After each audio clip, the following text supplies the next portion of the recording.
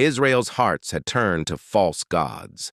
On Mount Carmel, Elijah stood alone before a weary people and a silent sky. The altar of the Lord lay broken, a symbol of their forgotten faith. Elijah longed for one thing, that the people would know the Lord is God again. He rebuilt the altar with 12 stones, one for each tribe of Israel, and prepared a sacrifice for the Lord. Then, to make the miracle impossible, he drenched the altar 3 times with water until it overflowed. No fire could live on that soaked wood, only faith could. As the crowd watched, Elijah lifted his hands and prayed, "Lord God of Abraham, Isaac, and Israel, let it be known this day that you are God."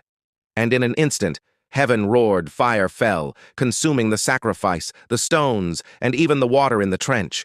The mountain shook. The people fell on their faces crying, "The Lord, He is God!"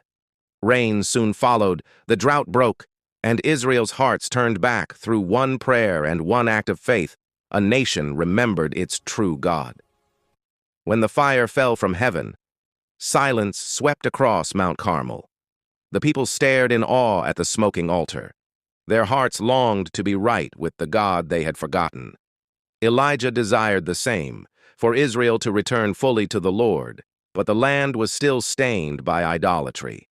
False prophets had led the nation astray, and the drought still lingered.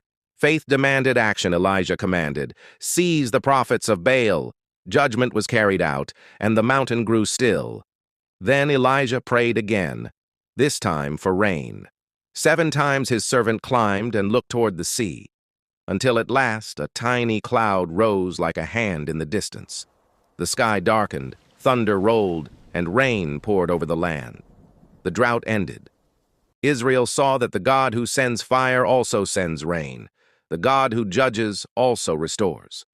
The storm has passed, and the mountain stands quiet. The altar still smolders, a reminder of God's power. Every believer longs for that same fire, for hearts to burn again with faith and courage like Elijah's. But in our world, false gods still call comfort, pride, fear, and doubt. They soak our faith with water, whispering that the fire will never fall, yet God still answers. Not always with lightning, but with His presence that reignites the soul. He turns dry hearts into living altars once more. So when your faith feels soaked, remember Elijah.